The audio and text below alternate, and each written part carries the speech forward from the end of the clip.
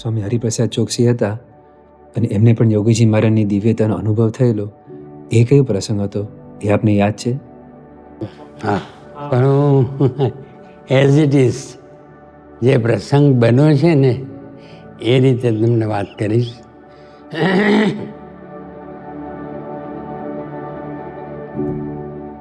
આપણે મુંબઈની અંદર હરિપ્રસાદભાઈ ચોકસી એ પોતે ગવર્મેન્ટ અને સરકારી વકીલ હતા.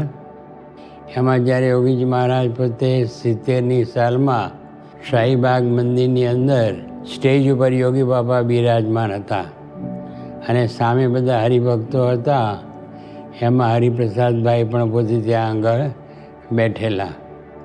અને એ વખતે બધી લંડનની વાત થઈ કે લંડનમાં કેવી રીતે આપણને મંદિર મળ્યું, કેવી રીતે આપણે ધામધૂમથી પ્રતિષ્ઠા કરી અને લંડનની અંદર ચર્ચમાં આપણું સ્વામિનારાયણ મંદિર થયું. ત્યારે બધે એટલા બધા ભાવથી વિભોર થઈ ગયા કે ન પૂછો વાત. ત્યાર પછી યોગી બાબા સભા પૂરી થઈ એટલે સ્ટેજ ઉપરથી ઉતરી અને સામે પોતાનો ઉતારો હતો અને ત્યાં જઈ રહ્યા હતા. તો ચોકસી સાહેબ પણ પાછળ પાછળ ઓરડામાં ગયા અને પછી અંદર જ્યારે યોગી બાબા પધાર્યા ઓરડામાં ત્યારે ચોકસી સાહેબ એકદમ પોતે યોગી બાપાની સામે આવી ગયા અને સામે આવી ગયા અને યોગી બાપાના બંને હાથ બાવડા, હા, એમને પકડી લીધા. અમે લોકો ત્યાં બાજુમાં જ ઊભા હતા. આખું દ્રશ્ય પ્રત્યક્ષ એ જોયેલું. એ બધે ખૂબ ભાવમાં આવી ગયા કે તમે કોણ છો? એકદમ બોલવા લાગ્યા કે તમે કોણ છો? એટલે એકદમ ભાવમાં આવી ગયા. ત્યારે બાપાએ પછી એટલું જ કહ્યું કે મહારાજની શક્તિ કામ કરે છે. મહારાજ પોતે સ્વધામ પધાર્યા, કંઈ ખાલી પડ્યું નથી, પોતાના સંત મુકતા ગયા.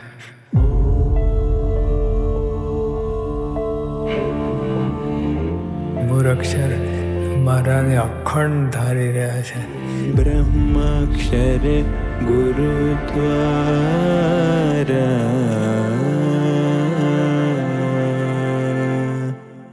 ભગવાન પ્રકટ સદા.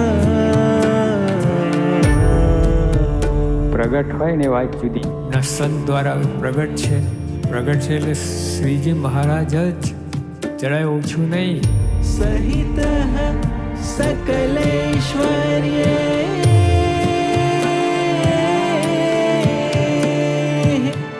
પરમાનંદ મર્પયન. એમાં તો સાક્ષાત સાંગો પાંગ નખથી શિખા પર્યંત રૂવાડે રૂવાડે તો રહ્યું છું સંતે સ્વયં હરી.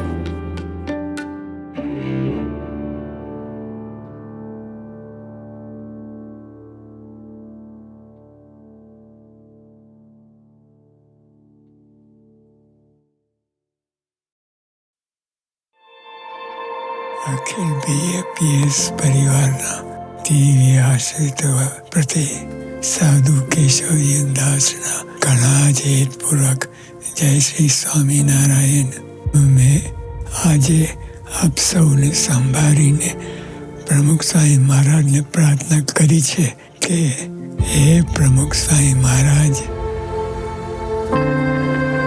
વધારે તો નહીં પણ 108 વર્ષ તો આપ પ્રોમિસ આપી.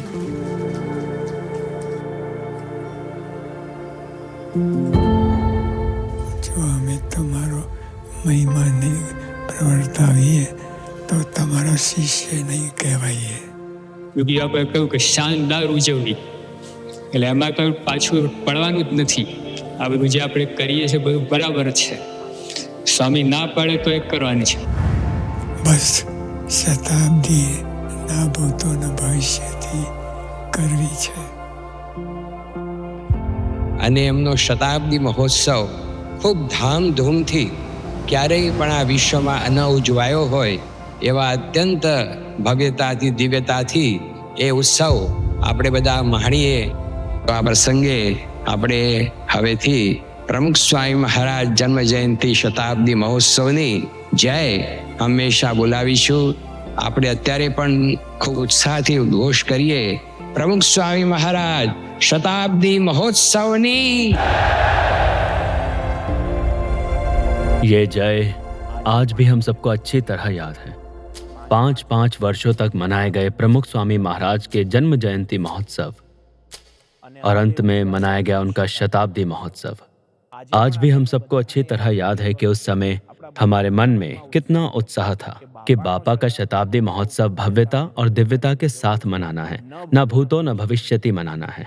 लेकिन हमारे इस उत्साह पर पहली ब्रेक लगाई कोरोना ने. महामारी के कारण लगभग 1.5 साल तक हम कुछ भी काम नहीं कर पाए थे. महोत्सव की तैयारी तो शुरू हो गई थी, लेकिन सबकी सांसें अटकी हुई थी, क्योंकि एक तरफ तो समय की भारी कमी थी और साथ ही जमीन अधिग्रहण में कई समस्याएं और परेशानियों को लेकर अनेक अड़चने आ रही. तभी बीच में महंत स्वामी महाराज पधारे. वहाँ नगर में बाबा को जगह दिखाई गई कि बाबा इसमें आप दृष्टि डालिए, अगर ये जमीन नहीं मिली तो हम सब बहुत परेशान हो जाएंगे. बड़ी मुश्किल से जमीन को लेवल करने की प्लानिंग करके काम शुरू ही किया था.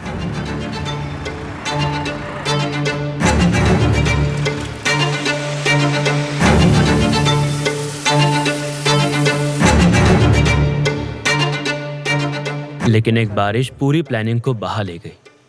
क्योंकि ये सारी जमीन पहले खेतों की थी. खेतों में कैसा था कि एक भी सड़क नहीं थी, मिट्टी और कीचड़ बहुत ज्यादा, कोई गाड़ी भी नहीं चल पाती थी, फिसल जाती थी. और फिर 13 सितंबर की तारीख आई. वही दिन स्वामी बापा का तारीख के अनुसार जन्मदिन था. उस दिन स्वामी बापा 1:50 पर जागे और स्वामी बापा ने कहा जरा बारिश दिखाओ, मतलब कि फोन में अभी मौसम कैसा है वो मुझे दिखाओ, मैं देखना चाहता हूँ. क्योंकि स्वामी बापा ने हियरिंग एड्स नहीं पहने थे, फिर भी उन्हें बारिश की आवाज सुनाई दे रही थी, थंडरस्टॉर्म्स. तो स्वामी बोले ये धड़ाधड़ हो रही है. तो इस तरह स्वामी के मन में नगर के विचार लगातार चलते ही रहते थे. ये सब पानी दिखाई दे रहा ना, देखो चारों तरफ पानी ही पानी. देखिए ये वेल्डिंग वालों का सब कुछ डूब गया. लैंडस्केपिंग का काम चल रहा था, तभी इतनी जोरदार बारिश हुई कि जो भी बांस के मंडप लगाए थे, जो ऐसे ही लगा के रखे थे, वो सब गिर पड़े. पेवर ब्लॉक की 1-2 बैच समय पर आ भी जाए तो लगता था कि अब सब कुछ समय पर हो जाएगा. लेकिन भीषण गर्मी के कारण पेवर ब्लॉक बिछाने का काम भी डिले हो जाता था. नगर में ब्लॉक्स बिछाने थे तो सब घबरा गए थे, क्योंकि इतने ज्यादा ब्लॉक्स थे. एक तो बनाने में बहुत समय लगता है, और जब बन भी गए तो सवाल था कि अब इन्हें बिछाए कैसे.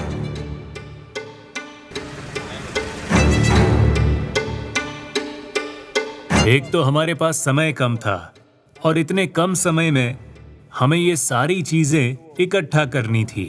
अब कील जैसी छोटी सी चीज भी, इसमें तो 12.5 टन का उपयोग होना था. 7 किलोमीटर की पानी की पाइपलाइन भी चाहिए थी. तो हम सभी सोचने लगे कि 7 किलोमीटर की पानी की पाइपलाइन हमें देगा कौन, और वो भी सेवा में कैसे आएंगी. तभी और एक विभाग वाले आए और बोले हमें 20 लीटर परफ्यूम चाहिए. 20 लीटर परफ्यूम किसे समझा और इसे कहां से लाए. शूटिंग की पूर्व तैयारी करके पूरी टीम शूटिंग स्थल पर पहुंच जाए और तभी बादल छा जाए. सबको लगे कि अब 2 दिन तक काम रुक जाएगा, कोई भी शूटिंग नहीं हो पाएगी. कभी कंप्यूटर में एरर आ जाता, तो कभी कोई नक्शा पढ़ने में गलती कर देता, तो कभी चुनी हुई दीवार तोड़कर दोबारा बनानी पड़ती. पार्किंग का आयोजन ऑन पेपर हो गया था. महोत्सव के दरवाजे कहाँ रखने हैं, सब कुछ पेपर पर तैयार हो गए थे. फिर भी सबके मन में एक तनाव रहता था कि अगर टाउन प्लानिंग होती है और टाउन प्लानिंग के रोड कहीं इस नक्शे के बीच में आ गए तो हमें सारी योजना फिर से बदलनी पड़ेगी.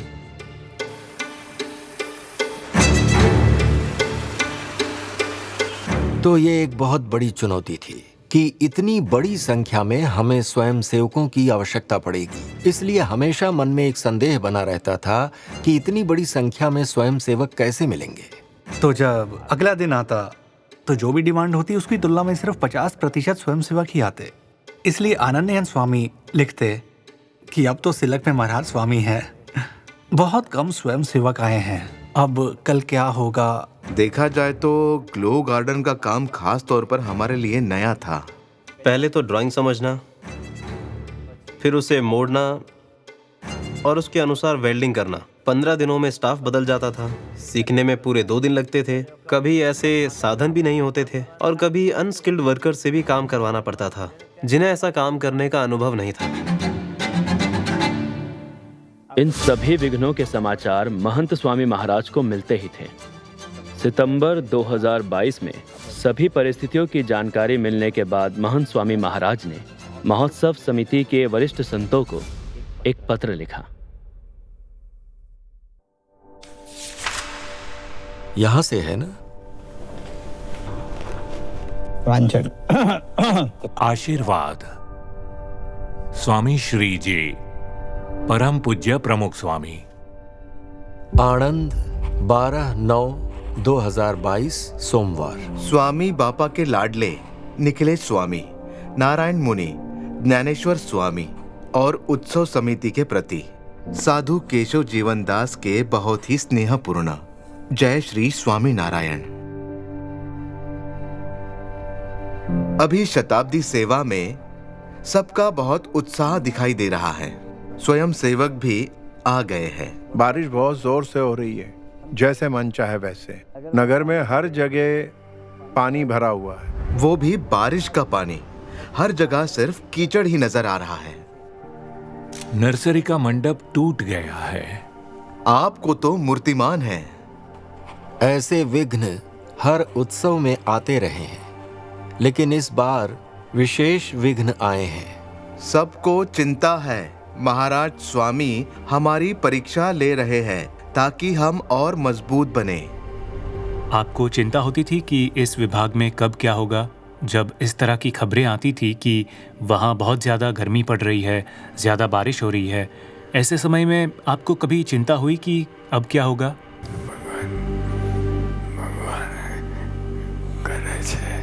करता हरता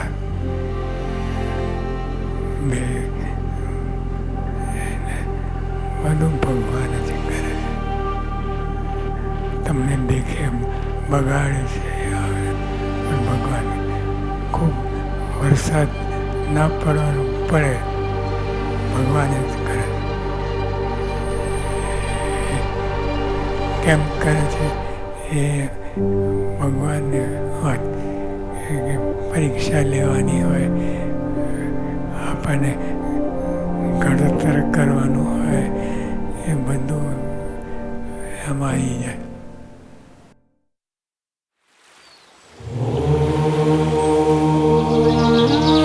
मैं भी रोज रात को माला जपता हूँ. सुबह पूजा में प्रार्थना करता हूँ.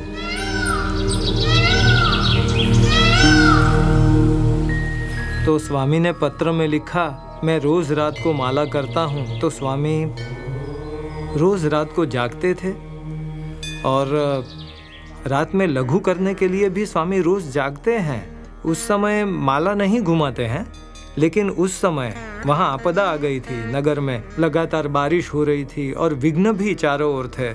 इसलिए स्वामी बापा विशेष समय निकालकर अपनी नींद का समय छोड़कर लगातार माला और प्रार्थना करते थे. आधी रात में जागे हो तो सोचिए हम कितनी गहरी नींद में होते हैं. लेकिन उस समय हम सोचते थे कि स्वामी आराम करें, लेकिन स्वामी याद दिलाते थे कि माला करनी है. फिर हम कहते थे कि आप शांति से बैठिए. वहाँ एक अच्छा सोफ़ा था, तो हमने कहा कि स्वामी सोफ़ा पर बैठ जाइए ताकि आपको एक सपोर्ट मिले आपके सिर को. पर स्वामी कहते नहीं, हमें कुर्सी पर ही बैठना है.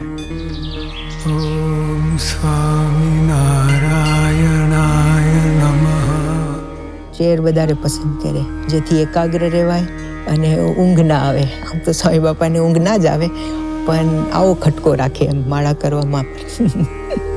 और स्वामी बापा की माला करने की रीत जो है वो जल्दी जल्दी माला करें ऐसी नहीं है, बल्कि हर एक मन का स्वामी बापा शांति से फिरते थे और माला जाप करते थे और आंखें बंद करके पूर्ण एकाग्र चित्त होकर माला करते थे। वो हमें स्पष्ट दिखता था। ओतप्रोत हो गए हो ना, वैसा माला घुमाते हुए ये हमें दिखता था।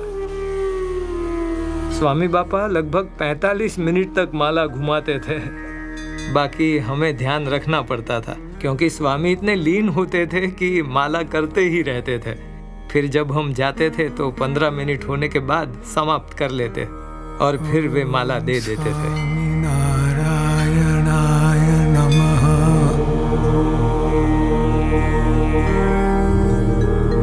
ये वो महत्वपूर्ण समय है जब हमें नींद ही आती है। तो उस समय स्वामी बापा ने माला की थी, उसकी नोट की है। तो ये 19 सितंबर का दिन था, स्वामी बापा का जन्मदिन था तिथि अनुसार। तो उस दिन भी रात को 1:55 पर स्वामी बापा अपने जन्मदिन पर आराम करने का सोच सकते थे, लेकिन उस समय भी उनको नगर की चिंता थी कि नगर में सब कुछ निर्विघ्न होना चाहिए।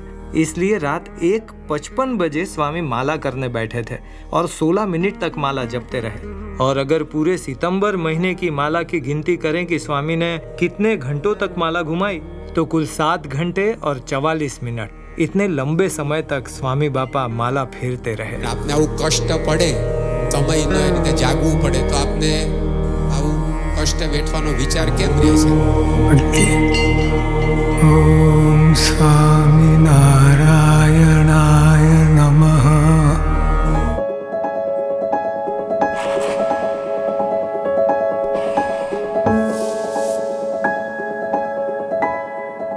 नगर में स्वयं सेवकों की भीड़ होगी। सेवा का कार्य देखते ही देखते पूरा हो जाएगा। तो इस अवसर पर हमें दिखता है केवल बापा का आशीर्वाद और उनकी प्रेरणा। पहले मुझे ऐसा लगता था कि वे बोलते नहीं है, केवल 2-3 शब्द बोलते हैं, हाँ हाँ करते हैं। फिर मैंने सारे वीडियो देखे सभी विभागों के, किचन विभाग आदि, तो बापा पूरी तरह इन्वॉल्व थे। हमें लगता था कि हम ही सारा वहीवट संभाल रहे हैं, मगर बापा ने सभी से पूछताछ की थी फोन पर। ये प्रेमवती वालों को काफी सारी समस्याएं हो रही थी, वो सारे तनाव में थे, तो उनको फोन किया था, लैंडस्केप को फोन किया था। बापा हर किसी के संपर्क में थे और बापा को देखें तो सचमुच वे हर जगह उपस्थित हों ऐसा लग रहा था। तो आश्चर्य की बात है कि 7 किलोमीटर का तो हमें संदेह था, लेकिन पूरे उत्सव में 77 किलोमीटर पानी की पाइपलाइन का उपयोग हुआ और सभी सेवा में आई। और फोन पर ही 20 लीटर की बात थी, लेकिन 40 लीटर परफ्यूम की व्यवस्था हो गई। महोत्सव अभी पूरा नहीं हुआ था और बीच में ही फोन आ गया, स्वामी जी अगर सब कुछ इस्तेमाल हो गया हो तो दूसरा भेज दूं। मान लीजिए कि 12 तारीख को स्वयं सेवकों को 15 तारीख के लिए बुलाना हो, तो 12 तारीख तक स्वयं सेवक केवल 1500 ही होते थे और फिर अचानक 4-5 दिनों में स्वयं सेवक सीधे 3500 हो जाते थे। जो स्वयं सेवक पहले आए थे वो प्रेरित होते कि चलिए 15 दिनों के बजाय हम और 15 दिनों तक सेवा करें। शनिवार और रविवार में एक बार एक दिन सेवा में अधिकतम 2400 स्वयं सेवक आए। फिर हमें भी उस दिन इस बात की समस्या हुई कि इन्हें किस विभाग में रखा जाए। एक एक चरण में काम करने, सेवा करने और रजिस्ट्रेशन कराने की ये जो सारी प्रेरणा मिली, ये सब केवल महंत स्वामी महाराज के प्रेरक वचनों और आशीर्वाद से ही संभव हो पाया। बापा ने ऐसी प्रेरणा दी और सभी ने ऐसे नमूने बनाए जिससे फूल के आकार और सभी चीजें स्पष्ट होने लगी। पूरा ग्लो गार्डन जो है ना, बापा के प्रवेश से ही है। आज जितने सारे हरि भक्त वेल्डर के रूप में मिलना, मशीनें प्राप्त होना, जगह और उपकरण उपलब्ध होना और ऐसी सूझ वाले हरि भक्त मिलना बापा के प्रवेश के बिना संभव नहीं था। तो स्वामी के प्रवेश से ही जितने भी काम असंभव थे वो संभव हो जाते थे और यही सारी छोटी बड़ी बातों में हम अनुभव करते रहते थे।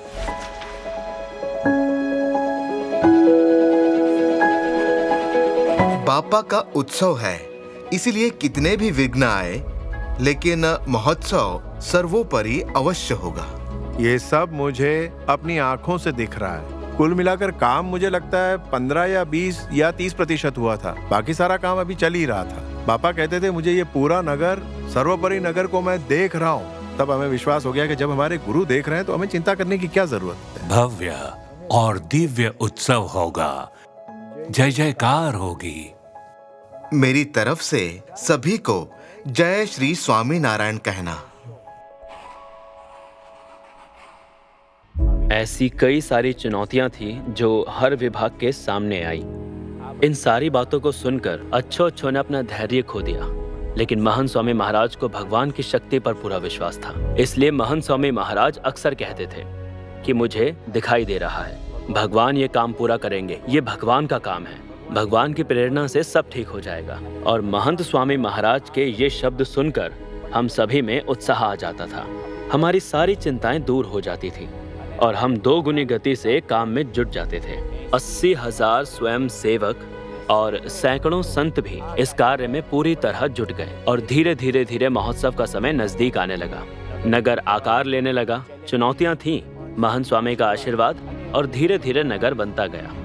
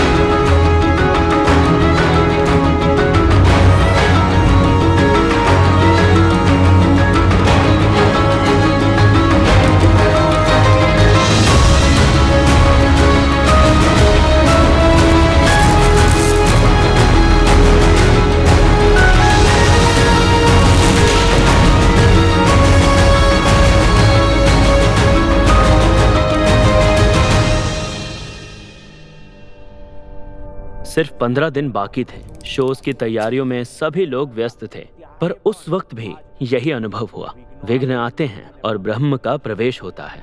प्रमुख स्वामी महाराज शताब्दी महोत्सव में जो लाइट और साउंड शो हुआ, उसमें दरअसल हमें बहुत बड़ी स्क्रीन का उपयोग करना था, इसलिए पूरे वीडियो को 10 के रेजोल्यूशन में बनाना था। तो अब तक जितने भी युवक थे, संत थे, किसी ने 10 के रेजोल्यूशन में काम नहीं किया था, इसलिए किसी को उसका अनुभव ही नहीं था। ऊपर से हमारे पास जो कंप्यूटर थे वो भी इतने सारे 10 के रेजोल्यूशन को हैंडल नहीं कर सकते थे। और फिर हुआ ये कि 11 दिसंबर आ गया। महोत्सव शुरू होने वाला था 15 दिसंबर को। अब 11 दिसंबर को स्थिति ये थी कि लाइट और साउंड शो के कुल 7 भाग थे विजुअल के रूप में।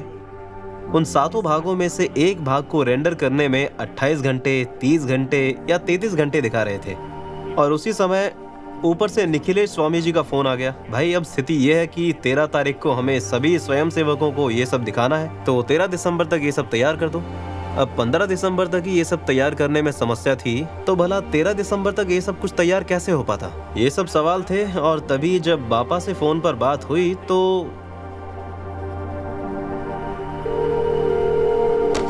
जय स्वामीनारायण स्वामी जी।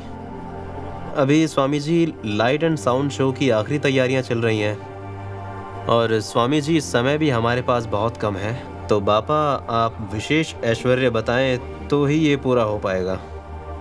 मोहे तो तुम प्रभु एक आधारा जैसा है, तो बापा आप विशेष रूप से इस समय प्रवेश करें ताकि ये सब समय पर पूरा हो जाए और सबसे अच्छी तरह से तैयार भी हो जाए, ताकि बापा की विशेष महिमा सभी समझ सकें। इस प्रकार ये तैयार हो, यही स्वामी जी हमारी आपसे प्रार्थना है। સારામાં સારું અને સમયસર અને બધાને સમસ્ત महिमा समझासे स्वामी बाबा। तब महंत स्वामी महाराज ने फोन पर आशीर्वाद देते हुए कहा कि सब कुछ अच्छा होगा, समय पर होगा, सभी को इसका संतोष होगा और प्रमुख स्वामी जी महाराज की महिमा सभी समझ पाएंगे। तो सब कुछ साकार हुआ जब 15 तारीख को जब लाइट एंड साउंड शो पहली बार प्ले हुआ और सभी ने देखा तो सभी आश्चर्यचकित रह गए, क्योंकि रेंडरिंग में जो समस्या थी 28 घंटे, 30 घंटे या 33 घंटे दिखा रहे थे, वो सब अब मात्र 3-3 घंटे में रेंडर होने लगे। अब ये असंभव है। अगर हमने कंप्यूटर के साथ काम किया है तो हमें पता होता है कि 33 घंटे का काम 3 घंटे में कैसे होगा। जो महंत स्वामी जी महाराज ने कहा था सभी को संतोष होगा, सभी प्रमुख स्वामी जी महाराज की महिमा समझेंगे, और इस बात का सबको सच में अनुभव हुआ कि महंत स्वामी जी महाराज के शब्द सच हुए और ये केवल और केवल उनकी शक्ति और उनके प्रवेश से ही हुआ। बाकी ये सब कुछ साकार होना असंभव जैसा था। इस बात के हम सब स्वयं साक्षी हैं।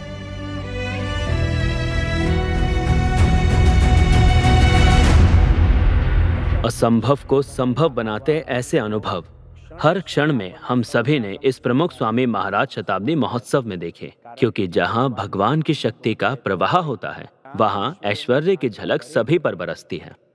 और ऐसा ही एक अनुभव हुआ जब महोत्सव के 4-5 दिन बाकी थे।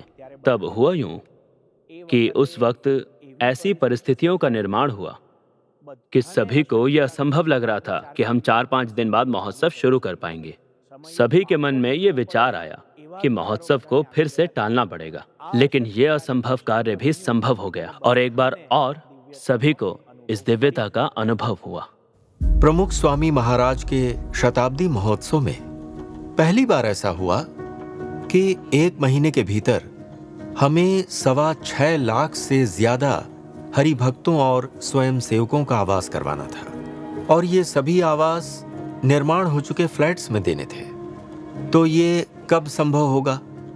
तो इसके लिए नए फ्लैट्स चाहिए थे, जिसके लिए नई स्कीम्स की जरूरत पड़ती। दूसरी बात, उस स्कीम का काम बहुत जल्दी पूरा नहीं होना चाहिए था। अगर अगस्त सितंबर में ही पूरा हो जाता तो हमारा महोत्सव तो दिसंबर में शुरू होना था। बीच में 4 महीने तक फ्लैट खाली पड़े रहते, लोग उसमें बसने लगते, तो वो काम में नहीं आता। काम देरी से होता तो उसका हम इस्तेमाल नहीं कर पाते। इसलिए समय पर काम पूरा होना जरूरी था, और इस तरह परिधि के अंदर 4000 से ज्यादा नए 3 BHK फ्लैट्स हमें अलग अलग बिल्डरों से मिलने चाहिए थे। ये सारा गणित मिलाकर असंभव सा था, लेकिन उस समय परिस्थितियां ऐसी बन गई थीं कि बिल्डरों के हाथ में भी बहुत कुछ नहीं रहा। सबसे पहले यूक्रेन का युद्ध शुरू हुआ, जिससे लोहे की कीमत बढ़ गई और उनका काम देरी से शुरू हुआ। फिर एक समय ऐसा आया कि गिट्टियों के बाजार में हड़ताल हो गई, जिससे काम बिगड़ा या फिर देरी हुई। फिर एक समय मोरबी में टाइल्स की हड़ताल हो गई, जिससे उनके काम में भी गड़बड़ हुई। लेकिन इसमें इतनी सारी समस्याएं थीं। सबसे पहले बिल्डर के पास फाइनेंस का प्रश्न था, उसके बाद कॉन्ट्रैक्टर का प्रश्न था, और सरकार की परमिशन का भी प्रश्न था। हर रोज जब हम मीटिंग करते थे तो लगता था कि तालमेल नहीं बन रहा है, इतने सारे लोग आने वाले हैं। तो ये सब कुछ मिलाकर अंत में ऐसी परिस्थितियां बन गईं कि समय पूरी तरह नजदीक आ गया था। अब 3-4 दिन में ही बहुत बड़ी संख्या में स्वयं सेवक आने वाले थे, और उन्हें रखने के लिए हमारे पास कोई भी व्यवस्था नहीं थी। जिस बिल्डिंग में हमें उन्हें रखना था, उसका काम हम जितनी भी मेहनत करें 10-15 दिन से पहले पूरा नहीं होने वाला था। तो सभी लोग बहुत परेशान थे। मुझे याद है उस समय रात के लगभग 11 बजे मीटिंग हुई। निखिलेश स्वामी, यज्ञ प्रिय स्वामी, सभी वरिष्ठ संत वहां उपस्थित थे।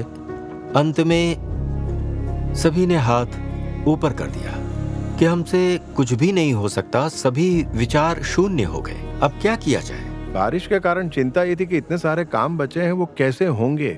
आवास के लिए बिल्डर प्रयास तो कर ही रहे थे, लेकिन पता नहीं टाइम पे पूरे होंगे कि नहीं, इसलिए देर होने की संभावना बन रही थी।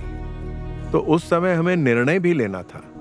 उस समय हमें अपनी सत्संग की विशेषता का अनुभव हुआ कि हमारे यहाँ भले ही सारे वरिष्ठ संत आयोजन करते हैं, मेहनत करते हैं, लेकिन सभी का आधार केवल एक है, महान स्वामी महाराज, भगवान और गुरु। तो सभी ने एक ही आवाज में कहा, अब एक ही उपाय है, बापा को फोन करो। आप सब जान गए हैं बापा, तो आपके ऐश्वर्य का यहाँ प्रयोग करना होगा। सभी लोग पूरी मेहनत कर चुके हैं, और अभी हमें समस्या बहुत बड़ी लग रही है। जब बारिश हो रही थी ना नगर में, उस समय से भी अभी स्थिति थोड़ी नाजुक है। बिल्डर पूरी तरह कोशिश कर रहे थे, लेकिन कोई नहीं जानता कि इसका परिणाम क्या होगा। तो अब पापा आप आशीर्वाद दें और हमें बताएं कि क्या करना चाहिए। हमारे पास दिन कम है। ठीक है पापा, अगर आप कहें तो उत्सव 1 महीना आगे कर दें। अगर आप कहेंगे तो निश्चित ही होगा। चलिए बस, अब प्रयास पूरा करेंगे। आप प्रवेश करना सब में, ठीक है? तो अब हम चिंता नहीं करते, अब हम योजना के अनुसार सेवा में लग जाते हैं। चलिए, जय स्वामी नारायण। जय स्वामी नारायण। देखा, स्वामी जी ने 2 वाक्य बोले कि हो जाएगा। और फिर कॉल तो बंद हो गया, लेकिन सब ने देखा कि सभी के चेहरे से पूरी चिंता मिट गई थी। मेहनत अभी करनी थी, उपाय भी ढूंढने थे, लेकिन सभी को पता था कि अब भगवान की शक्ति काम करेगी। और सच में जो किसी ने सोचा भी नहीं था वही हुआ। उस दिन शाम से ही सभी चक्र चलने लगे और 24 घंटों के भीतर ही हमें नए तैयार 1000 से ज्यादा फ्लैट्स मिल गए और सभी स्वयं सेवकों की व्यवस्था अच्छे प्रकार से हो गई। हम सब कुछ नियंत्रण में ले आए, लेकिन अंत तक थोड़ा बहुत तनाव तो रहा। कब पूरा होगा यही चिंता थी। और फिर बापा ने तो अपना ऐश्वर्य दिखाया, उनके आशीर्वाद से सब हो गया। स्वामी जी का एक अनुभव हमें हुआ कि इस उत्सव में स्वामी जी जो ठान ले वो कर सकते हैं। तो हमारे जो उत्सव होते हैं उसमें मेहनत होती है सभी की, और आयोजन होता है, अनुभव होता है, लेकिन अंत में सभी को यही अनुभव होता है कि प्रकट गुरु हरि में भगवान रहते हैं, हमें आशीर्वाद देते हैं और उनके ही बल से हमारे कार्य पूरे होते हैं। एतस्य वा अक्षरस्य प्रशासने, शास्त्रों के मंत्र हम गाते थे। हमने सुना था कि भगवान की शक्ति ने ब्रह्म के द्वारा विराट ब्रह्मांड में प्रवेश किया और पूरा ब्रह्मांड सचेत हो गया। लेकिन इस शास्त्र वचनों का अनुभव हमने इस प्रमुख स्वामी महाराज शताब्दी महोत्सव में किया। महंत स्वामी जी के माध्यम से भगवान की शक्ति का ऐसा अनुभव हुआ कि शताब्दी महोत्सव में अनेक आश्चर्य देखने को मिले। 1 करोड़ से अधिक पेवर ब्लॉक समय पर बन गए और समय पर बिछा भी दिए गए। 32 दिनों के अंदर 1 करोड़ 20 लाख से अधिक लोगों ने इस नगर का लाभ उठाया, लेकिन एक भी छोटी दुर्घटना नहीं हुई। 2,65,000 से अधिक बालकों को प्रेरणा मिली माता पिता के पैर छूने की, प्रेरणा मिली मोबाइल छोड़ने की, प्रेरणा मिली किताबें पढ़ने की। केवल 32 दिनों में 37,000 लोगों की जान बचाई जा सके, उतनी 56 लाख सीसी से अधिक रक्तदान हुआ। भगवान की शक्ति के बिना इतनी प्रेरणा सबको कहां से मिलती? प्रमुख स्वामी महाराज शताब्दी महोत्सव की हम जब भी स्मृति करते हैं, तब हमारे हृदय में यही दृढ़ प्रतीति होती है कि हमारे गुरु महंत स्वामी महाराज के द्वारा भगवान की शक्ति कार्य कर रही है। शताब्दी उत्सव में इतनी बारिश हो रही थी, दिवाली तक बंद ही नहीं हो रही थी। फिर कई स्वयं सेवक कम थे। आपने आदेश दिया कि दिवाली तो सब नगर में ही मनाए, तो जरूरत से ज्यादा लोग आ गए। ये सब किसके आदेश से हुआ? आप ही के आदेश से। जब वो सब हुआ और आप कहते हैं कि मैंने तो कुछ भी नहीं किया, तो ऐसा लगता है कि ये सब आपके कारण ही हुआ है। फिर भी आप ऐसा क्यों सोचते हैं कि मैंने कुछ भी नहीं किया? एक तो महाराज बोले थे, सत्पुरुषोए महाराज रहीने बोले, तमने देखा है कि तमे कहूँ कि आओ बोलजो, आओ लगजो, तो लगा प्रेम महाराज थे।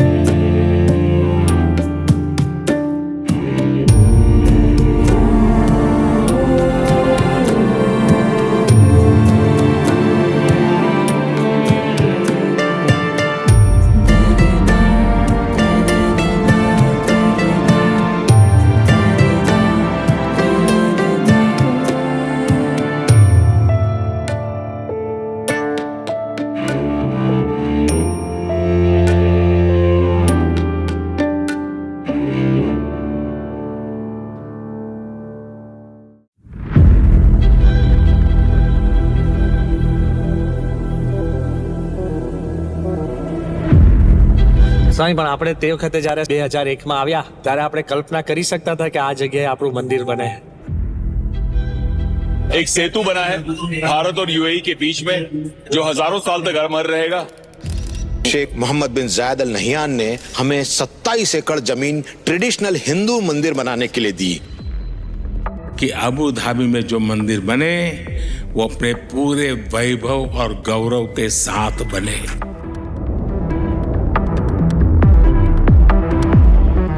ये 125 करोड़ देशवासियों का सम्मान है। DAPS हिंदू मंदिर Abu Dhabi shook the world. Prime Minister Narendra Modi inaugurated the one of its kind Hindu temple in Abu Dhabi in a ceremony that was watched by lakhs of people across the globe.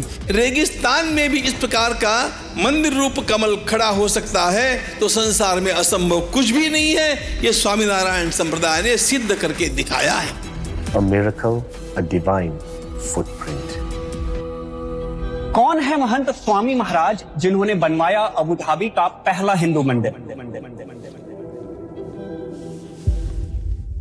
आज भी सभी को आश्चर्य है कि ये मंदिर किस प्रकार बना और इसके पीछे कौन सी शक्ति थी। और ऐसी परिस्थितियों में मंदिर का बन जाना, वातावरण का बदल जाना, मन बदलते हैं, देशों के संबंध बदलते हैं, फिर भी मंदिर का बनना, ये अत्यंत अकल्पनीय बात है। इतनी सारी चुनौतियों के बीच भी यदि एक बात को विशेष रूप से सामने लाना हो, वह मूल आधार है जिसके कारण ये पूरा मंदिर संभव हो सका।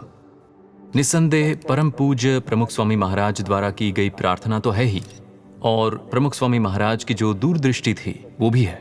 किंतु कई बार हमारे मन में ये भी आता था कि ये संभव नहीं है, ये हो ही नहीं सकता, जिसे मुझे स्वीकार करना ही पड़ा, क्योंकि इस मंदिर ने जो रूप लिया उसका कारण था सही समय पर प्राप्त परम पूज्य महंत स्वामी महाराज का पत्र।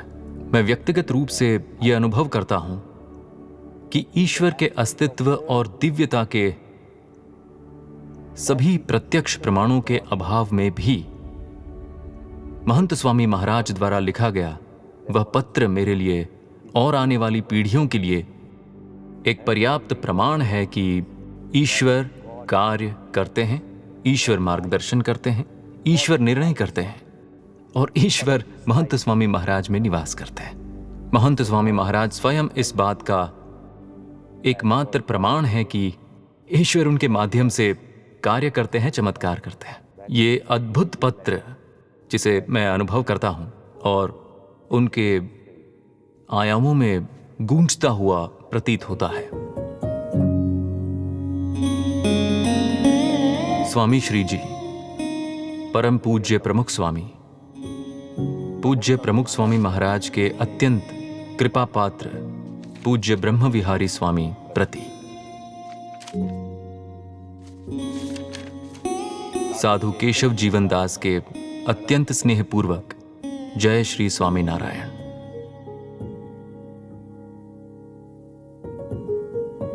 आज परम पूज्य प्रमुख स्वामी महाराज की 99वीं जन्म जयंती है। दिसंबर 22, 2020।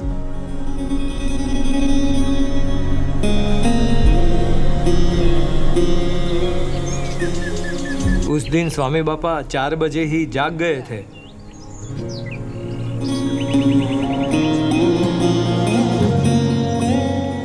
और बाथरूम में हमने एक व्हाइट बोर्ड रखा था जिस पर लिखा था कि आज स्वामी जी का जन्मदिन है, प्रमुख स्वामी महाराज का। स्वामी बापा ने वह पढ़ा और तुरंत स्वामी बापा ने जय घोष किया, प्रमुख स्वामी महाराज के 99वें जन्म जयंती महोत्सव की जय। और सुबह के 4 बजे का समय था, इसलिए स्वाभाविक है कि हम थोड़ी नींद में थे। तब स्वामी बापा ने बोर्ड की ओर संकेत किया और हल्का सा टोका कि आज प्रमुख स्वामी महाराज का जन्मदिन है, इसलिए जागृत रहना चाहिए, फ्रेश रहना चाहिए। इस प्रकार स्वामी का उत्साह हमें सुबह 4 बजे से ही दिखाई दे रहा था। इसके बाद स्वामी बापा अपने दैनिक क्रम में जुड़ गए। दोपहर में जब स्वामी बापा जागे तो उन्होंने कहा कि मुझे एक पत्र लिखना है। बापा पत्र लेखन करता હોય ત્યારે એમની પોતાની લાક્ષણિકતા મુજબ બાપા પેડનો ઉપયોગ કરતા હોય છે અને બાપા હંમેશા લેટર હેડ ઉપર પોતે કાગળ લખતા હોય તો આવું એક બાપા એમની પોતાની પેડ રાખે છે એની અંદર બધા લેટર હેડ રાખતા હોય.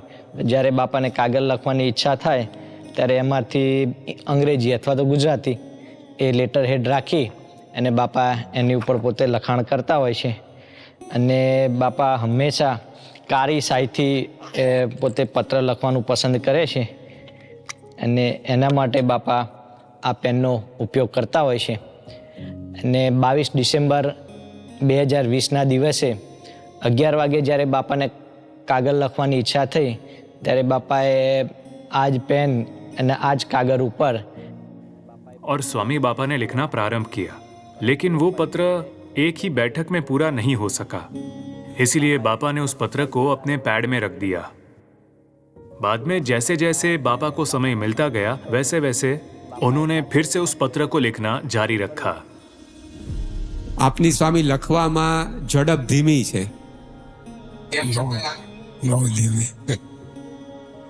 તેમ છતાંય આપે ઘણા લાંબા લાંબા પત્રો લખ્યા છે. કયા વિચારથી આપ ભીડો વેઠો છો? શ્રીજી મહારાજને સોંપી દીધું છે અને એ બધું કરે છે. પછી આપને ક્યારે એવું થાય કે આના કરતા આવું કહ્યું હતું સારું હતું? ના કહે.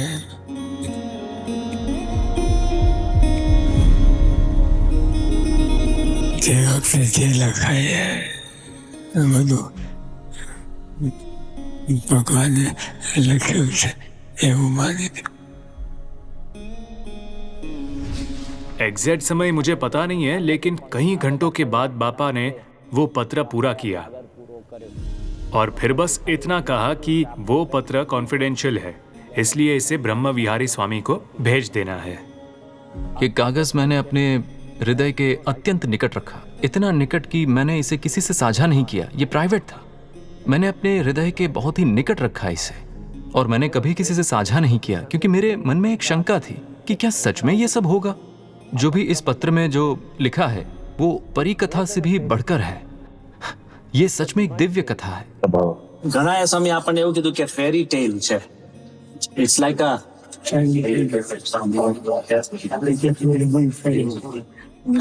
Double fairy tale. और मनुष्य होने के नाते हम ये सब समझ नहीं पाते क्योंकि हमारा जीवन तथ्यों पर आधारित होता है. महंत स्वामी महाराज ने केवल आधार बदल दिया. तथ्य तो आज भी वही है, किंतु तथ्यों से भी जो चीज ऊपर है वो है श्रद्धा. इसलिए ये मेरे लिए लगभग एक पूर्ण दृष्टिकोण परिवर्तन जैसा था.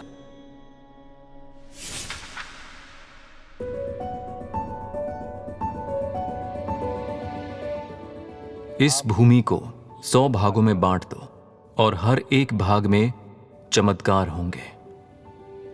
अब जरा सोचिए, जब यहां कुछ भी नहीं था, जब हमें वो जमीन मिली थी और ये भी निश्चित नहीं था कि वो जगह उपयुक्त है भी या नहीं.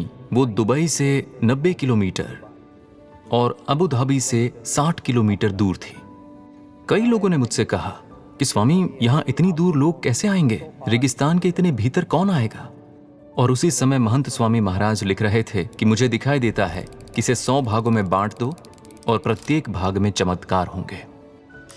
प्रमुख स्वामी महाराज ने शाहजहां के रेगिस्तान में मंदिर के लिए प्रार्थना की थी. ये एक चमत्कार है. राजा स्वयं हमें बुलाए और जमीन दान करे, ये एक चमत्कार ही है. राजा स्वयं कहते हैं कि आप पत्थर का मूर्तियों सहित बिल्कुल मंदिर जैसा मंदिर बनाइए, ये एक चमत्कार ही है. जब जमीन मिली और उसकी रेत के भीतर 3 फुट गहराई पर शिला निकली और अत्यंत उत्तम पत्थर प्राप्त हुए और उन्हीं के ऊपर मंदिर का निर्माण हुआ, ये एक चमत्कार है. रेत के भीतर से क्लोरीन रहित और सल्फर रहित रेत मिली जिसे हम वहीं उपयोग कर सके, वो भी एक चमत्कार है. और आगे विचार कीजिए कि मंदिर को लाइसेंस मिलना, किसी धार्मिक स्थल को लाइसेंस नहीं मिलता, फिर भी यहाँ 001 लाइसेंस मिलना, ये भी एक चमत्कार है. मुख्य जो मस्जिद है ग्रैंड मॉस्क, उसके भीतर महंत स्वामी महाराज की विशाल मूर्ति और उनका फोटो रखा जाना, ये भी एक चमत्कार है. जो मुख्य सहिष्णुता मंत्री हैं, जो राज परिवार से हैं, वे सार्वजनिक रूप से ये कहते हैं कि महंत स्वामी महाराज इज माय स्वामी, ये भी एक चमत्कार है. और सोचिए, सबसे बड़ा चमत्कार ये कि जहां हमारे कोई संबंध नहीं थे, वहां 70,000 से अधिक लोग पूरी दुनिया से आए और एक एक ईंट रखी। ये भी एक चमत्कार है। जो जमीन पहले 2.5 एकड़ थी, वो आज 18.5 एकड़ और उससे भी अधिक मिल गई। ये चमत्कार ही है। जमीन तो मिली ही, लेकिन साथ साथ बिजली और पानी भी हमें पूरी तरह दान स्वरूप अर्थात निशुल्क दिया। ये सब किसी चमत्कार से कम नहीं है। यदि आप इन सब बातों पर ध्यान दें तो मंदिर के लगभग एक के बाद एक 100 से अधिक चमत्कारों की एक सूची बना सकते हैं, ऐसा हम कह सकते हैं।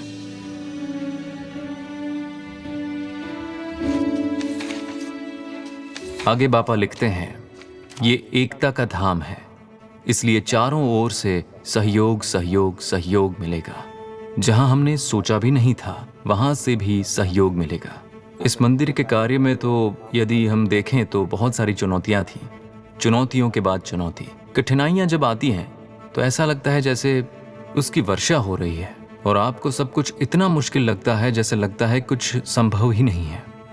पहली चुनौती थी इतिहास।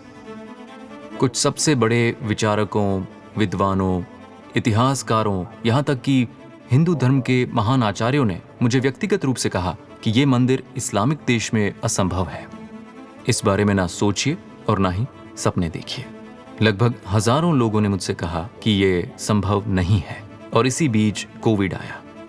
अनिश्चितता थी, मृत्यु हो रही थी, सब जगह अंधकार ही अंधकार था।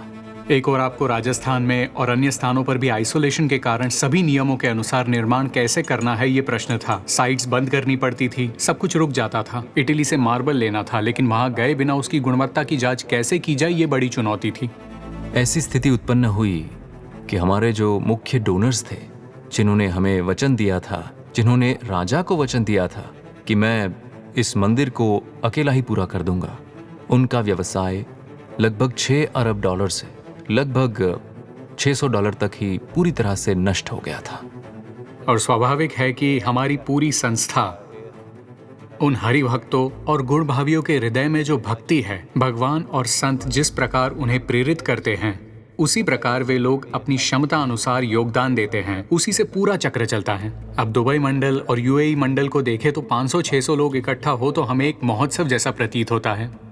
और ऐसी परिस्थिति उत्पन्न हुई कि सभी को ऐसा लगा कि अब इस मंदिर का कोई आधार नहीं रहेगा। मतलब दुबई के भीतर एक वातावरण बन गया था कि अब यह नहीं होगा, कोई सहयोग नहीं मिलेगा, ऐसी परिस्थिति खड़ी हो गई। और उसी स्थिति में हमारे मुख्य चेयरमैन रोहित भाई कोविड के समय धाम में गए।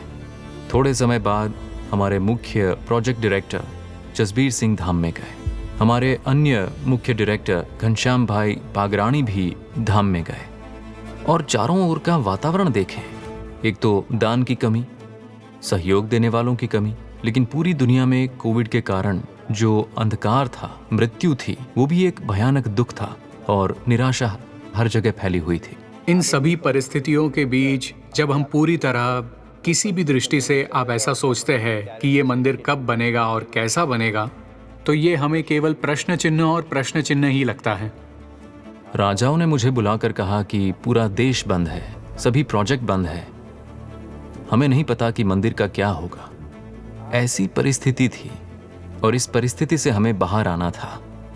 ये मेरे जीवन और मरण का सवाल था। मेरे हृदय के भीतर, मेरे विचारों में संघर्ष चल रहा था, जैसे आप ऐसे में क्या कर सकते हैं और किससे मदद मांग सकते हैं। ऐसी परिस्थिति में महंत स्वामी महाराज का जो पत्र था कि आपको चारों ओर से सहयोग मिलेगा, जहां आपने कल्पना नहीं की होगी वहां से सहयोग मिलेगा, मैं स्वयं इसे नहीं देख सकता था, लेकिन महंत स्वामी ने देखा और ये उनका अटल विश्वास था।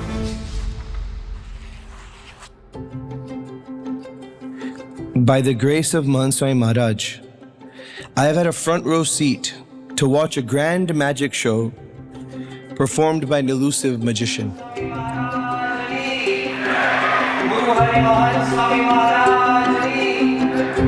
And in that parampara of these prasangs of people, when you realize there's no planning, there's no document, God has a plan and He is sending His people.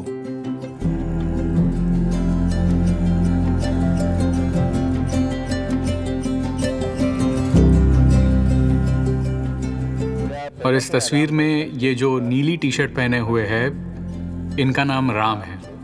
One fine day, about 2019, a young guy named Ram walked onto the site. There's no mandir, there's no construction site even then. हम 2019 में PAPS मंदिर अंदर बंधम हुआ, join हुआ, लेकिन मैं कैसे join हुआ मेरे को मालूम नहीं है। There's no mandir, there's no construction site even then. The Shilanyas was still going to happen, but we were working out to put a tent up to start sabhas. पहले हम ये BAPS मंदिर कैसे बना रहा है देखने के लिए अंदर आया था, लेकिन भगवान का कृपा से PAPS हिंदू मंदिर के अंदर जान बंधम हो गया। और उसे भारत जाने की बहुत इच्छा थी क्योंकि वो कई सालों से जॉब कर रहा था, लेकिन अब उसने तय कर लिया कि उसे परिवार के साथ समय बिताना है क्योंकि वो कई वर्षों से उनसे दूर था। उसने अपने मन में ये फिक्स कर लिया कि मंदिर पूरा होने के बाद ही जाएगा, तो वो अपने पूरे जीवन की प्लानिंग को ही टालने लगा। फूड कोर्ट के अंदर स्ट्रक्चर बनाना था धातु का, वहाँ भी उसने पूरी निष्ठा से सेवा की। अभिषेक मंडप का भी पूरा मेटल स्ट्रक्चर बनाना था ताकि पत्थर में कहीं भी छेद ना हो और वो पूरा भार उठा सके। ये पूरा कार्य राम ने कर दिया। Never in 4 years has Ram said no. He had said, let me see what little, he had said, let me see what little I can do. We're all seeing all that he has done. महाराज का आशीर्वाद से इतना हुआ, thanks भगवान। ये सारी हम बोलना चाहिए थैंक्स गॉड। जैसा बापा ने कहा था कि चारों ओर से जहां हमने सोचा भी नहीं था वहां से हमें लोग मिल जाएंगे, इसी तरह राम भाई यहाँ पर हमें मिल गए और उसमें उन्होंने 3 वर्षों तक विभिन्न प्रकार की सेवाएं करके पूरे मंदिर के कार्य को संवारा। We went hunting for scaffolding and we went to a friend who we'd known for many years, but it wasn't a good time for him. It wasn't a time where he could support us, but he did the Angri Chindwanu Punya. He said, I know another friend. His name is Keval Singh. Why don't you go speak to him? And on that fine day, I was introduced to Keval Singh ji. My name is Keval Krishan Singh. I do scaffolding manufacturing business in UAE for last 45 years. ये जो केवल सिंह सहानी है ना, वे वहाँ के एक सिख गुण भावी हैं। And he found out that we were looking for scaffolding. We did not even talk about scaffolding. The whole meeting in his office finished, and at the end, he said, so what did you really come for? And we said, we're thinking about scaffolding. He said, sure, it's done. We said, don't you know how much? Just look, this is your factory. You send the trucks, you take it whenever you want. It's your factory. Every single piece of scaffolding that we have used in the mandir, and oftentimes outside of the mandir, have all come from one person, Keval Singh ji. He's not a man who likes his name said out loud, so I'm going to get thrashed for this. But he is a person who believes in seva in the core. Every bit that we asked, he gave. When we asked for more, he made more. I want you to understand that. It's not a stockpile sitting around that you take away. We said, well, we've taken this much, but now the height's such, we need some more. He made new scaffolding for us and gave it to us, but he's never said no. उन्होंने एक पैसा भी scaffolding या उनके परिवहन का कुछ भी नहीं लिया। पूरी तरह से उन्होंने सेवा की। Is always Bhagwan sent. Otherwise you cannot do that. He inspired you. He give you the strength. I did it wrong. I never did anything. I have been selected by the God. Go and do this work, and I am thankful for that. That's why I'm all the time thankful to Swami and his team giving me the opportunity to do this seva. Amongst all of them, there's a company and a family for which all of us must stand. Please get onto your feet for a standing ovation for this company called Transworld and the family of Ramesh Ramakrishnan.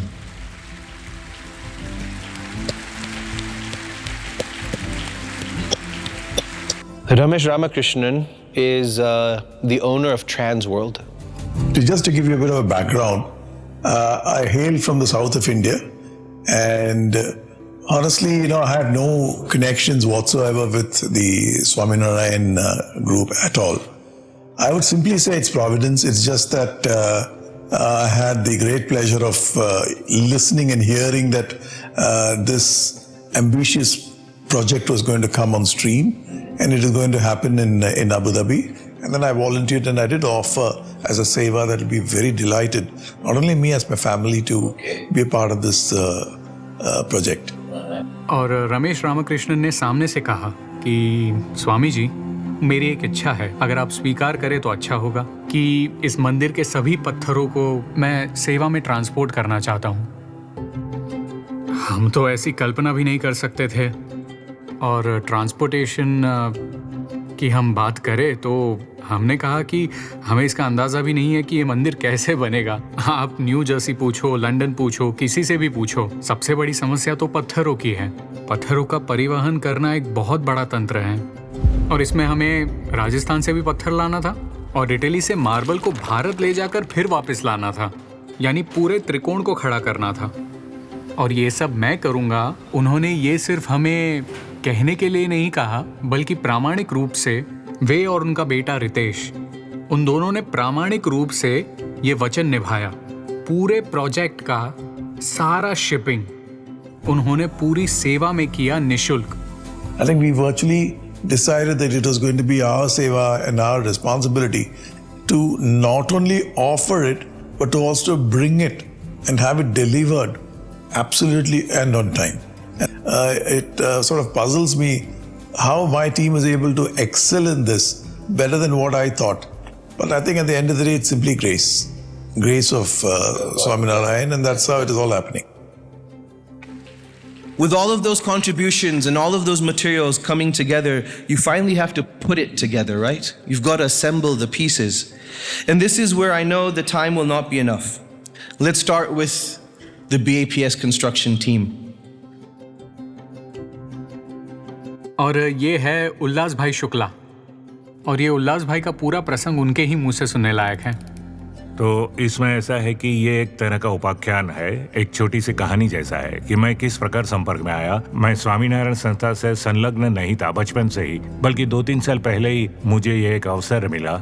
उसमें हुआ यूं कि एक रात को भगवान ने मुझे प्रेरणा दी और कहा कि भाई, तूने अब जिंदगी में बहुत कम तेरे लिए किए, अब तुम जाओ और सेवा करो। जो अयोध्या में राम मंदिर का निर्माण हो रहा है वहाँ, तो मैंने अपने एक बहुत ही प्रिय मित्र हैं जो एक बड़ी कंपनी में रवीन केबल्स में विजय कार्य करके हैं, उनसे बात की और कहा कि मुझे सपना आया है, क्या मैं राम मंदिर में किसी प्रकार की सेवा कर सकता हूँ। जसबीर सिंह के धाम जाने के बाद अब कौन इस पूरे प्रोजेक्ट को ऑन द ग्राउंड संभालेगा, हमें ये चिंता थी। और तब ब्रह्म विहारी स्वामी ने विजय भाई कार्या, जो रवीन केबल्स के मालिक है और मुंबई में रहते हैं, वे दुबई में आए थे क्योंकि वहाँ भी उनका बिजनेस है। तो स्वामी ने उनसे बात की कि हम ऐसे किसी व्यक्ति के खोज में हैं। विजय भाई ने कहा कि मेरे एक मित्र है उल्लास भाई। तब साइट पर ही ब्रह्म विहारी स्वामी ने फ़ोन किया विजय भाई के माध्यम से। एक ही फ़ोन। अबू धाबी मंदिर से मैं उल्लास भाई को कभी जानता नहीं था, लेकिन एक ही फ़ोन किया और फ़ोन पर उन्होंने हाँ कहा। उल्लास भाई ने तो फ़ोन पर ही कह दिया कि हाँ मैं आ जाता हूँ। ब्रह्म विहारी स्वामी ने कहा ठीक है आप आ जाइए। मैं वहाँ पास में ही था, मुझे हुआ कि चलो अच्छा हुआ कोई तो मिल गया। लेकिन वहाँ मुझे चिंता हुई कि ये बाहर के आदमी हैं, हमारे तंत्र के बीच में वे कैसे काम करेंगे। वे रिलायंस में बड़ी पोस्ट पे करोड़ों के कागज़ पर हस्ताक्षर करते हो और यहाँ हम सबके बीच काम करना क्या उन्हें अनुकूल होगा। मुझे ये सब प्रश्न हो रहे थे, लेकिन उल्लास भाई ने तो तुरंत ही हाँ कर दी थी और फिर थोड़े ही समय में तो वो उपस्थित भी हो गए। और आप खुद ही सोचिए कि तुरंत ही बिना किसी नोटिस पीरियड के वे सब कुछ हैंड ओवर करके वे सीधे चले आए। अपने परिवार और नौकरी को छोड़कर वो अबू धाबी मंदिर में आए और कई वर्षों तक सेवा करते रहे और पूरी तरह से हमारे इलेक्ट्रिकल और MEP विभाग का संचालन किया। सब सहयोग से हुआ, जैसे हम कहते हैं ना भगवान का प्रवेश। ये पूरी घटना मानो सहयोग से ही हुई है, क्योंकि मैं तो इस संस्था से जुड़ा ही नहीं था और जो जुड़ा हुआ वो संयोग ही था। न तो मुझे ऐसा सपना आता, और ना ही मैं मित्र को कहता, और ना ही मेरे मित्र इस संस्था से जुड़े हुए थे, और ना वो प्रोजेक्ट मैनेजर जो डायरेक्टर थे उनका अचानक आकस्मिक निधन होता, न चीजें क्रिएट होती। एक एक चीजें देखिए कैसे बन रही थी, नियति जैसे बनाती ना वैसे सब हो रहा था। मतलब ये एक दिव्य शक्ति है, इसमें कोई संकेत है भगवान का, इसलिए मुझे अब जाना ही होगा। तो मैंने सब कुछ छोड़कर, इस्तीफा देकर, सब कुछ छोड़कर, पोस्ट, पैसे, सब कुछ छोड़कर वहाँ 2 वर्षों तक सेवा की। मुझे अविस्मरणीय अनुभव मिला। तो इस तरह मैं जुड़ गया इस संस्था से, BAPS संस्था से। एक मुस्लिम राजा द्वारा हिंदू टेम्पल के लिए जमीन दान करने की संभावना क्या है, जहां पर हमारे मुख्य आर्किटेक्ट क्रिश्चियन कैथलिक हो, पूरे परिसर का डिजाइन एक बुद्धिस्ट ने किया हो, जहां पर निर्माण कंपनी एक पारसी की हो, जहां पर मुख्य सलाहकार एक ऐसा इंसान हो जो चीन से है और जिसका कोई भी धर्म नहीं है, जहां प्रोजेक्ट डायरेक्टर एक सिख है, जसबीर, और चेयरमैन जहां जैन परंपरा से हो, तो इसकी संभावना आपको कितनी लगती है? महान स्वामी महाराज ने कहा कि कल्पना भी नहीं करेंगे वहां से आपको सहयोग प्राप्त होगा।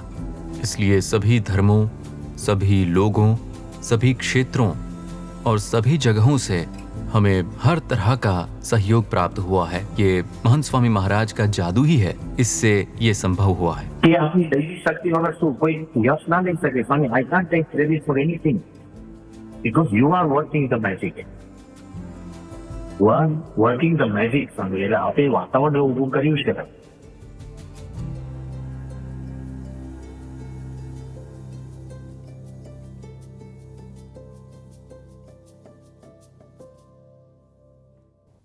इसके अलावा स्वामी बापा स्पष्ट कहते हैं कि इसमें राजा साहब संरक्षक बनेंगे।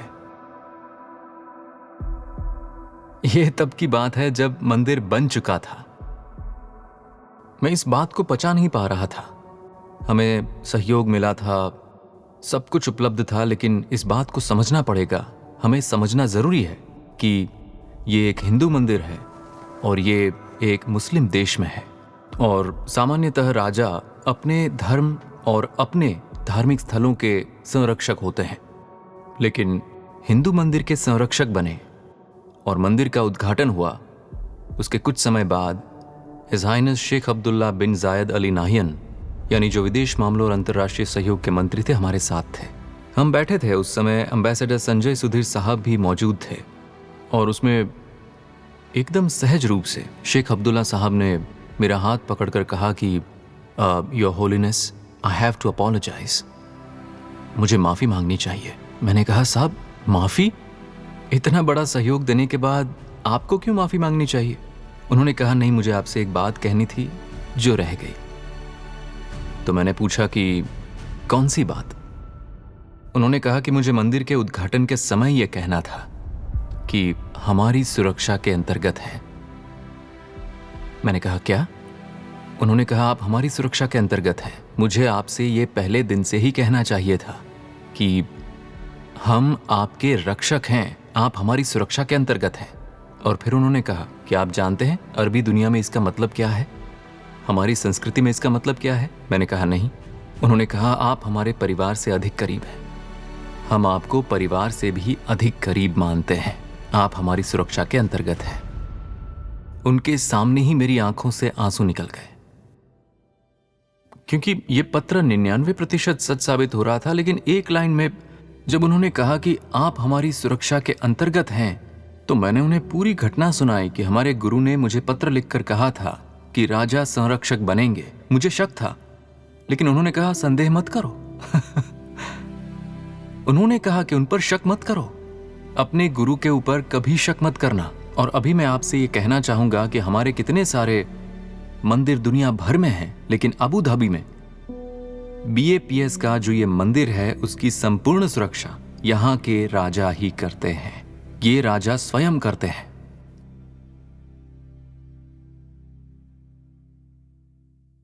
फिर महंत स्वामी महाराज आगे लिखते हैं कि देवता सेवा करने आएंगे। ये सब हमने अनुभव किया है, इसे दूसरों को समझाना मुश्किल है। महंत स्वामी महाराज लिख रहे हैं कि देवता सेवा करने आएंगे, क्योंकि ये किसी मनुष्य की शक्ति से संभव नहीं है। क्योंकि देखा जाए तो जब मंदिर अपने अंतिम महत्वपूर्ण चरण में था, तब हमें लगा कि ये मंदिर समय सीमा के भीतर पूरा करना संभव है ही नहीं। हमारे डीपी वर्ल्ड के चेयरमैन श्री सुल्तान अहमद भाई साइट पर आए थे। ब्रह्म विहारी स्वामी भी वहीं पर थे, तो वो उनसे मिले, पूछा कि इसका उद्घाटन कब है। तब उन्हें बताया गया कि ये फरवरी में होगा, यानी उस वक्त केवल 3-4 सप्ताह बाकी थे। तब उन्होंने कहा कि ये प्रोजेक्ट तो पूरा नहीं हो पाएगा।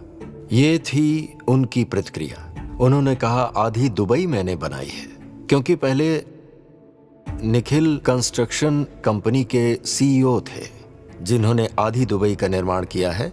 इससे अंदाजा लगाया जा सकता है कि यह प्रोजेक्ट कितना गंभीर और क्रिटिकल था। सच कहूं तो ये पूरा होना असंभव था। ऐसा था क्योंकि ये मंदिर बाकी मंदिरों से बहुत ही अलग प्रकार का था। ये पहला प्रोजेक्ट ऐसा है कि ये बिल्डिंग मंदिर से जुड़ा हुआ था और इसकी चुनौतियां बहुत ही कठिन थीं। जब आप फ्लोरिंग कर रहे हो तब सीलिंग डालनी होती थी, सीलिंग डालते समय स्विच का काम करना होता था, और वाईफाई वाला कब आएगा, फिर सब करने के बाद कमिश्निंग और टेस्टिंग कब होगी। ये पूरा तंत्र हमने जिस अनुसार सोचा था वैसे बिल्कुल नहीं हो रहा था। एक और आर्थिक चुनौतियां, कोविड की चुनौतियां और बुनियादी ढांचे की चुनौतियां थी, और मंदिर के चारों ओर काम करना, तो क्रेन से पत्थर लाना, एक और पत्थर का काम पूरा करना, और फिर आसपास इंफ्रास्ट्रक्चर होगा, उसके बाद लैंडस्केप करना, बहुत सारी चुनौतियां थी। गणित नहीं बैठ रहा था। टेबल देखे तो एक्सेल फाइल निकाल कर दिखा सकते हैं, पूरा होगा ऐसा लगता ही नहीं था। उदाहरण के लिए एक ने कहा मुझे 40 किलोमीटर केबल खींचना बाकी है। इस हफ्ते कितने हुए? केवल 4। 6 हफ्ते में बाकी का काम कैसे होगा? अभी पाइप नहीं डाला गया, ये नहीं हुआ, वो नहीं हुआ। किसी ने कहा वहाँ पेंटिंग चल रही है, पेंटिंग वाले ने कहा कि ये मेरा पेंटिंग तोड़ देता है। एक सीलिंग 3-3 बार चढ़ाई जाती थी क्योंकि क्रम टूट जाता था। सीलिंग के काम के दौरान फायर फाइटिंग वाला आकर उसमें होल करके कुछ और ऊपर चढ़ा देता, तो ये सब गड़बड़ हो जाता। इसे आप सिम्फनी ऑफ केओस ऐसा कह सकते हैं। ये सभी चुनौतियां थीं, लेकिन इसे दिसंबर में पूरा करें या फिर इसे 1 साल पहले फरवरी में करें या 6 महीने के बाद करें, ये सभी प्रश्न थे। लेकिन मैं आपको बताना चाहूंगा कि महंत स्वामी ने कहा था जय जयकार होगा।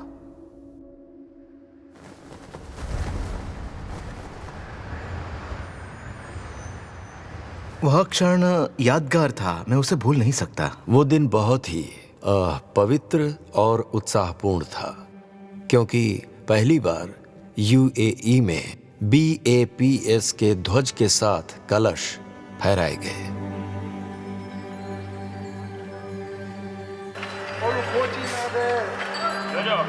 अब ऐसे देखे कि उस दिन हवा इतनी तेज थी कि उस समय 6 ध्वज चढ़ गए थे और 7वां अभी लगाया जा रहा था। लेकिन अक्षर पुरुषोत्तम महाराज का ध्वज लहराते देख सब बहुत खुश हो गए थे। और उस ध्वज के समय अक्षरातीत स्वामी बहुत ही भावुक हो गए थे और उन्होंने कहा कि मैं स्वामी जी से बात करूंगा। सोचा कि शायद स्वामी बाबा अभी जाग रहे होंगे, समय अनुकूल था, इसीलिए मधु भाई के ऑफिस के सामने हमें विचार आया। ये भी हमारे गुरु की विशेषता है कि हम ऐसा संकल्प कर सकते हैं कि अभी फ़ोन करें, नहीं तो बड़े व्यक्ति को कोई ऐसे फ़ोन नहीं करता। वीडियो कॉल नहीं किया था, नॉर्मल कॉल था, और फ़ोन पर स्वामी जी को पूरी स्थिति का वर्णन किया। बापा आज ध्वज लहराने लगे और बापा अभी 6 ध्वज चढ़ चुके हैं और अक्षर पुरुषोत्तम महाराज की GCC में जय जयकार हुई है। स्वामी बापा हम सब मिलकर बोले, अक्षर पुरुषोत्तम महाराज की जय। वाह आप प्रसन्न हुए ना बापा? ये आपका चमत्कार है कि ऐसे देश में ऐसी घटना हो। और बापा मजेदार बात यह है कि आज पवन देव का भी हमें सहयोग है कि ध्वज चढ़ रहा है तो लहराना भी चाहिए। अभी पवन अच्छा है इसलिए 6 ध्वज चढ़ चुके हैं और 7वां भी चढ़ेगा और बापा सारे ध्वज अच्छे से लहरा रहे हैं। अक्षर पुरुषोत्तम महाराज का ध्वज पूरी तरह से हवा में लहरा रहा था, ऐसे ही जैसे हम ऑडियो रिकॉर्डिंग में सुनते हैं ना, दूर से भी स्पष्ट सुनाई दे रहा था। अब बापा आप हमें विशेष रूप से आशीर्वाद दीजिए।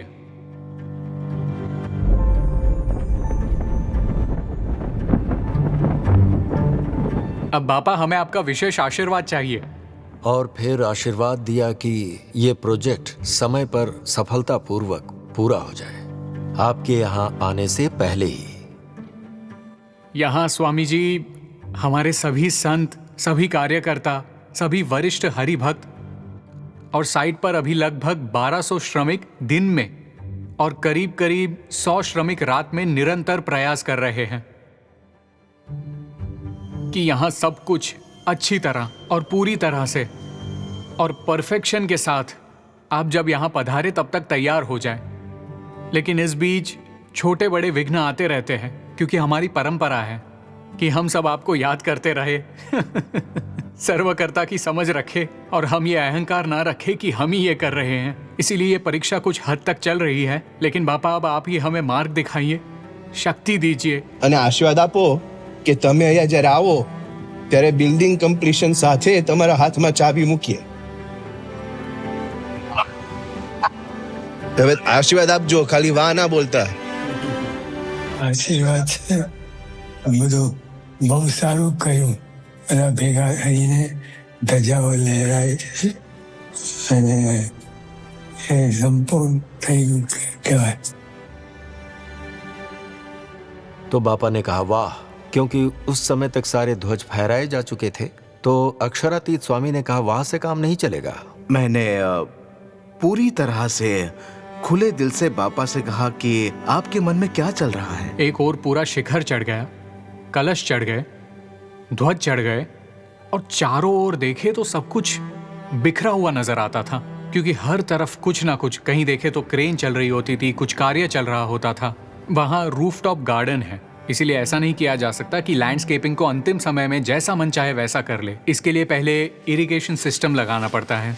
इसीलिए यदि हम सोचे कि ये सब शांतिपूर्वक और अच्छे तरीके से किया जा सकता है तो फिर ये बिल्कुल संभव नहीं था। अक्षरातीत स्वामी बड़े ही स्पष्ट रूप से बोले कि बापा इतना सारा काम बाकी है, मुझे तो नहीं लगता कि ये पूरा भी हो पाएगा। अब बापा आपने जो कुछ कहा वो अद्भुत था, लेकिन अब मैं अपने अंतर मन से आपसे कह रहा हूँ कि मुझे स्वयं विश्वास नहीं हो रहा कि ये सब समय पर पूरा होगा। मुझे तो संदेह ही है। इसीलिए यदि आपको दिखाई देता है कि ये पूरा होने वाला है तो आप कहिए कि ये पूरा होगा। संपूर्णतः होगा, कुछ शेष तो नहीं रहेगा ना? बस संपूर्ण पूरा होगा। तो बापा आप हमारे भीतर प्रवेश करें और जब आप आए तब हमें आपकी प्रसन्नता प्राप्त हो। जय स्वामीनारायण बापा। जय Swaminarayan.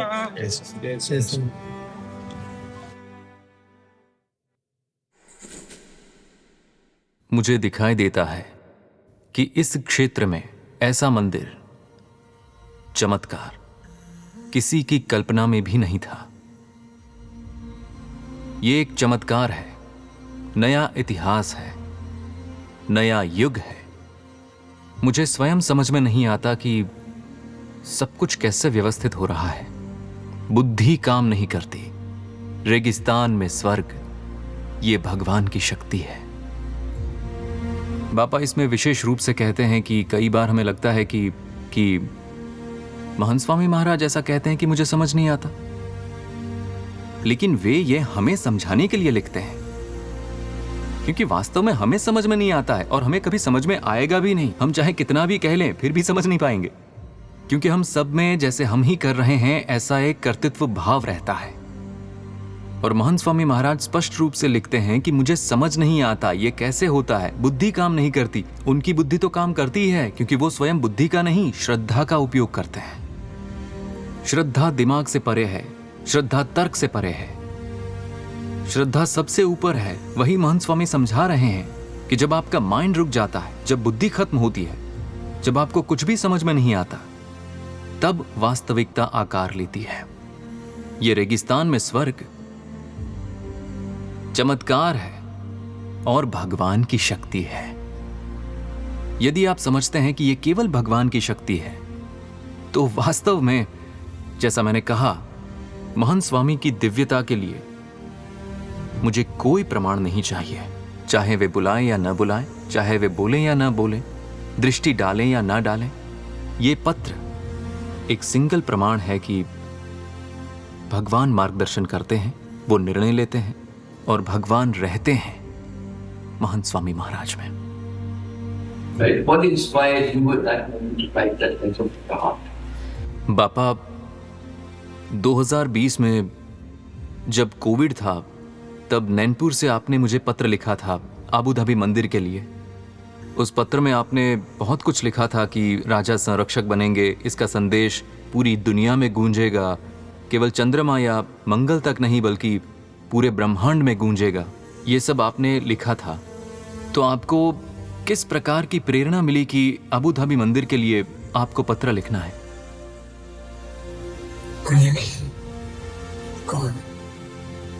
Connection with God. You do something also. What is it so special in you that the world responds to you? I want to know. बापा, आप विशिष्ट हैं। आप में ऐसी कौन सी विशेषता है कि पूरा विश्व आपसे प्रेरणा लेता है? तो आपकी अपनी व्यक्तिगत विशेषता क्या है? गॉड।